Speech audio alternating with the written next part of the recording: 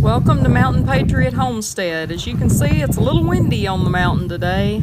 They had been calling for gusts up to 45 miles an hour, and I do not think they were wrong.